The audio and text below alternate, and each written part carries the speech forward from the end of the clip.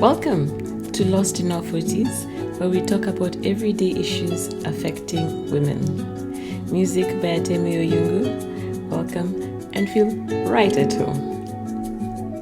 Hello, hey ladies, welcome in. Thanks for joining me today. This is another episode from Lost in Our 40s.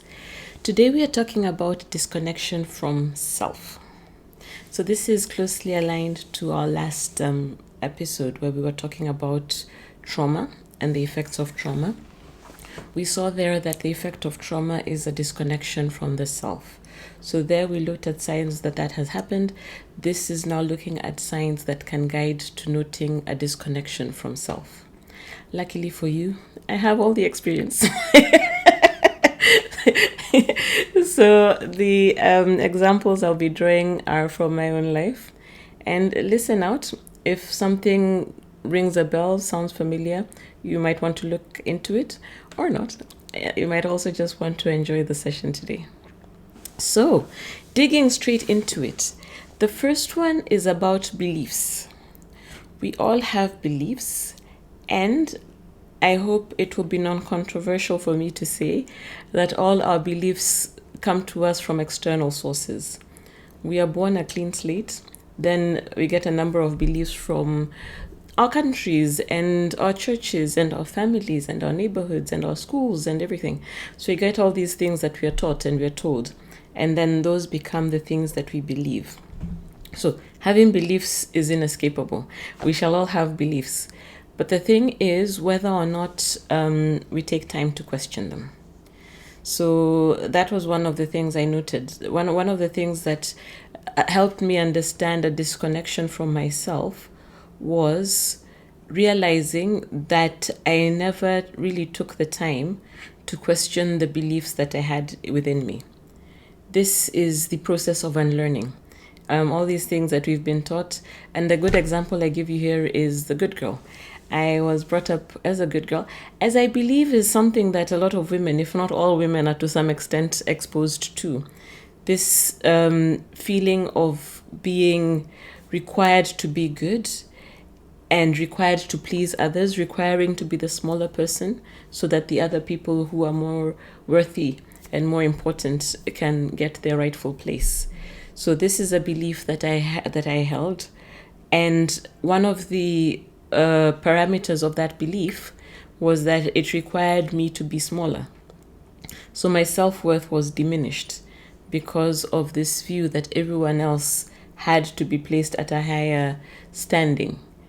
And I had to then question this belief. Where did this come from? Who told me this? Where did I learn this? Is it true? Is it a belief that I still want to hold on to?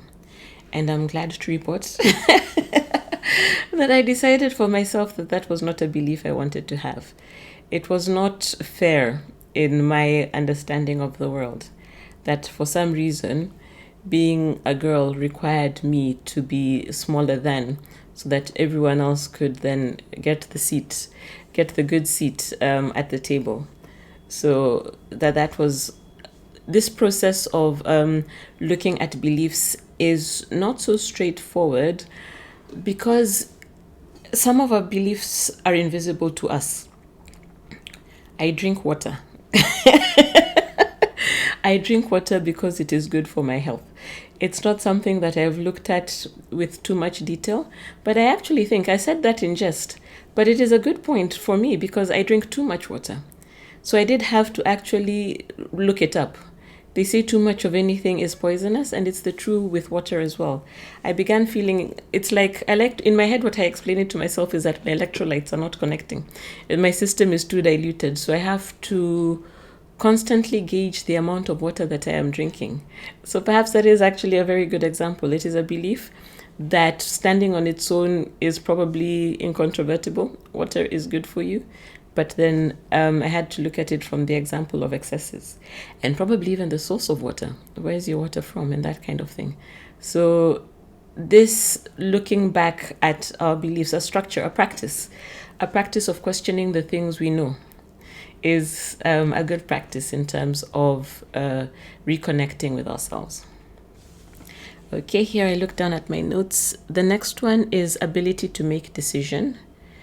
For me, decision making was difficult. I needed external factors. I needed other people to tell me what they thought to be able to come up with, okay, you think this, and my thought is this. So this independence of thought, partly because of being the good girl, I did not want to provide an opinion that was contrary to what the other people wanted. And just the other day, this came to bite me. I was having, there was some work I needed someone to do for me, just on a private basis, and we were negotiating his fee. And because I was the good girl, I decided to let him propose the first figure. And the figure that he proposed was double the amount that I was willing to pay. So we haggled, and then we came back. I had done some research and found out what the going rate would usually be. So we haggled and came back down to a figure that was nearer to that. But what I realized was, and it's, I read the book, Never Split the Difference. Yeah. And these are just some of the tactics that people play. The tragedy of this is that at work, I'm very good. These things I can figure out on a professional basis. No problem. But then when it comes to me, then I want to be the smaller one. Oh, please go first, And then we have this discussion. Oh, please tell me, where would you rather go for lunch? I do not want to put my opinion there. Oh, please tell me, what do you want to do? So it's really some kind of muzzling effect, silencing yourself so that you do not then end up providing an opinion that is contrary to what other people have in mind. And the other part of this is, I was just looking for the note I had here. Also, sometimes it could be, for me in particular, it was also situations where I didn't know what I wanted. Not having spent enough time with myself to figure out the things that pleased me, what makes me happy. If it's a question of where shall we go for lunch, do I want fish? Do I want, I don't know what, whatever else? And not having sat down too much with myself to chat out the things that actually I like, affected that. And it's interesting. It sounds obvious. We all know what we want, obviously. But it turns out in harassed life, when you're jumping from one thing to the next and trying to just do things conveniently, maybe even just grabbing a meal on your way to wherever it is you are to do something important, it's possible not to take note of the things that are most pleasing to us. And then that in my case becomes this decision-making thing. Because I did not have sufficient connection to both my confidence to be able to state what it is I want, but also my internal alignment system to be able to say that I want color pink. I want color pink. And then having known, because I've spent enough time with myself to understand that the color pink I want is the shade fuchsia, because that is the one that most resonates with me in whatever things. If it's an activity, where we are going, what we're doing, that kind of thing. So that for me was a learning. And I feel like the next one is connected. Yes, setting boundaries. This is like the other side of it. I was often the most available person. I shall jump into every bus. Why? Because I haven't really thought about the destination that I've planned for myself. I don't have a plan for a destination for myself. So when the idea is, let us go to point A, I'm game. Why not? Let's do it. Let's go. Let's have some fun. And more important than that is the reflection of wondering whether this place A that we're going to is somewhere that I want to go. So tied with the previous activity of knowing whether or not I like the beach. If I don't know whether or not I like the beach and people are going to the beach, then I shall go. But if I know that I do not like the beach and people propose to go to the beach, the good girl then might step in, not wanting to be contrary, not wanting to be going against the grain. Let everyone else wants to go there, then let's go there. I shall be okay anyway. I shall find something to entertain myself. And never really realizing that you actually have the option of saying no. When I first came across this concept, I think I found it very new. Such a revelation. You mean that I can actually stand up and say, no, I don't want to go to the beach? Because even when I realized that I did not want to go to the beach, so even when I had that realization that this is not something that aligns with me, I do not want to do this, there was the difficulty of removing the word no from my mouth. I would probably rather try and hide away and make excuses and pretend and say I'm having something on that particular day instead of being able to just stand my ground assertively and say, no, this is not something I want to do.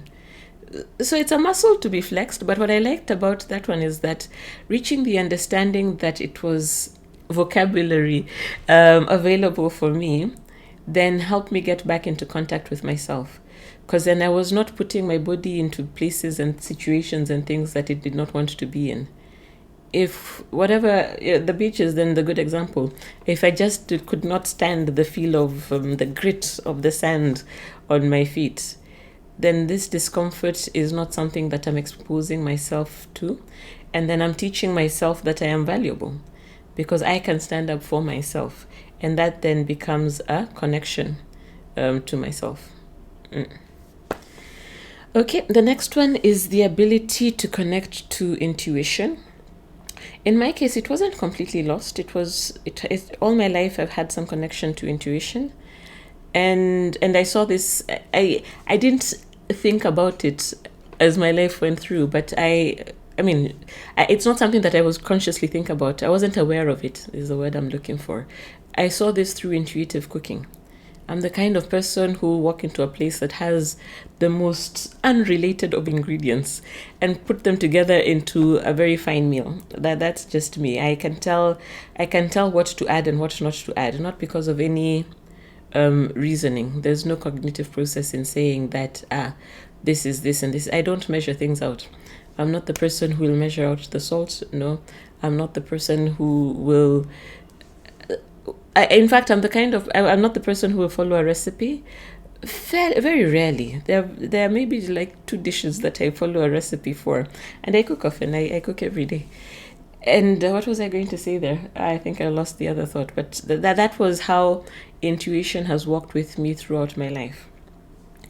But in terms of being able to connect to intuition, to tell me what I should be looking out for or where the danger signs are, because of this disconnection from myself, I wasn't really there. And I think now there is much more acceptance of the sixth sense as a real thing. At some point, it was thought to be some kind of magic, some far-flung concept that especially women tried to cling on to. But the science has now caught up, if I'm not wrong, that there's not the belief, the realization that the gut, when you call it a gut feeling, a gut instinct, that the gut has its own brain, which is separate from the mind's brain, and that communication goes in either direction, meaning that the gut sends information up to the brain and the brain sends information down to the gut. So these feelings of something happening and something being a cue are to be taken into account, are to be truly considered. And in terms of whether or not it's something real, again, just to tie off that point, there's a story somewhere, I can't remember where I came across it, but it's about this woman who lived with her family, her husband, her children. She was a nurse. One morning she was on her way to work, and then she got this niggling feeling that she needed to go check on her dad. So her dad lived alone in the same town, not so far off, and they had a practice. They'd see each other like every weekend. So it's not like she hadn't seen him recently and she had a craving to see him. No, they had been together just last weekend. But it was just this, and she was all set. She had her keys. She was going towards her car. And then something just told her, no, go to your dad's place. And she did. And she found him in the throes of a heart attack. And she rushed him to hospital. And it was while they were there that they realized that they said to her that she had come just on time. If it had been delayed any further, then that would have been a fatal attack. So they were able to save his life, and that was that. And the author of the book, or the teller of the story, points out to two things. He says that there was the intuition that undoubtedly was the one that called her there and then to go and see her dad. But they say that there's also the fact that she was an ER nurse, an emergency room nurse. And the fact that she had spent years and years working with critically ill people might have also been the reason that she was able to notice subtle signs in him that told her that there was something wrong from a medical perspective. Yeah. Okay, so that was intuition. The next one here is feeling emotions. Here there are 2 points. There's the fact of feeling the emotions, and there's the feeling emotions in the body. So the example I have for myself is that for the longest time, I could not cry. Tears just did not come. I'd watch the sad movies, I'd do the things, but I just wouldn't be able to cry. And I could tell that this was not the practice of people around me. And I could tell that was probably something, worth questioning, what had happened to my ability to cry. But that was what it was. So this was also one of the things that told me that I was disconnected from myself. And in terms of feeling emotions in your body, the first time I came across this concept, I did not understand what the person was saying. And maybe you're the same. Maybe you've heard it before, or maybe this is the first time you're hearing it. Feeling emotions in your body. How that conversation goes is that you'll mention an emotion you're feeling, and someone will ask you, where do you feel it in your body? And I was like, huh? And the reason that I didn't understand it is being so much in my head, constantly thinking, the cognitive process, so trying to understand and sort things out. So all my activity happens in my head. So when you ask me where in my body I'm feeling it, my head is thinking, and the output from my head is that is not a reasonable question. But with a bit of faith and letting go and giving the process somewhat trying it, what I did then was understand that this question is asking you to remove the awareness from your mind, from your head, stop the thinking, the flashlight that exists for where your consciousness is, to remove it from the head and to move it through your body, scanning your body. Just slowly scanning through your body and trying to feel what sensations exist there. And if the emotion was anger, you might find that there is a particular sensation on your left knee. For me, can I remember anger, I think, comes back in my lower back. Yeah. So to note that, to put that connection with the two, that when I'm angry, there is a sensation that comes up in my lower back. And the virtue of that is that it works both ways. So that when I'm not sure how I'm feeling, I can scan my body to try to understand where it's coming up. And if I've already charted it and realized that anger comes up in my lower back, then if I feel a sensation in my lower back, I can ask myself, am I angry? Is there something that has come up that has made me feel angry? I'm presently in the middle of Brené Brown's Atlas of the Heart. It's a book where she talks about emotions and has amazingly charted 89 emotions. 89. That's so fantastic. Like 89. I came to realize that I'm the kind of person who is good or bad. How are you? I'm good or I'm bad. And I felt a bit better when I started reading the book, because she said that in doing the research, they did a survey where they sent the question to I don't know how many people to identify as many emotions as they can. And she said that the emotions that came out that people could mostly identify were good, mad, and bad. Mad as in angry. So I felt better, because then I realized I wasn't so far off the norm. So nowadays what I do, I in trying to understand, because this is again some disconnection. If you do not have words to communicate this feeling that's within you, you're disconnected from truly understanding what's going on.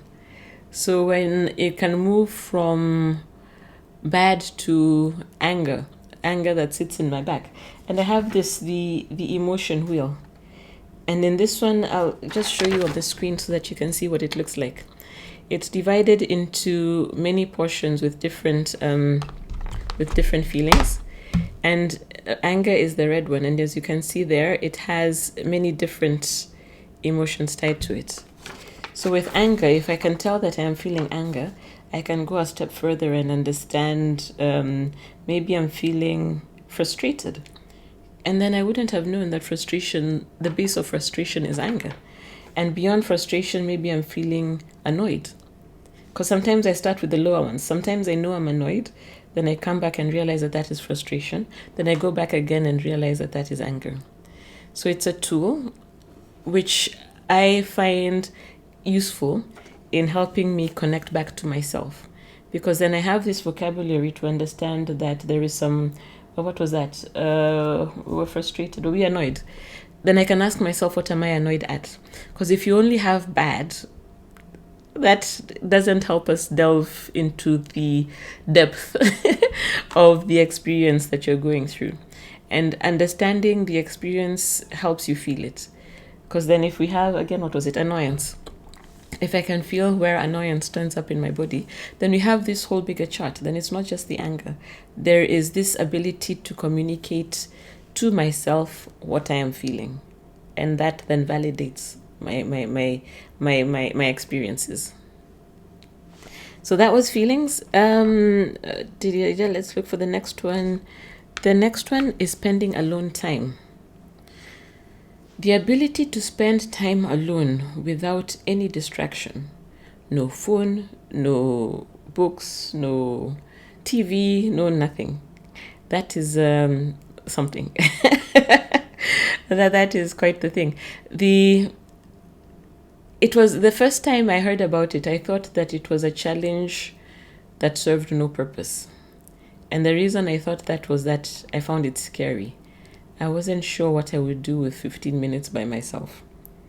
And because there was really no valid excuse not to try it, I did try it. And I'm not talking about meditation, not breathing exercises, not any of that.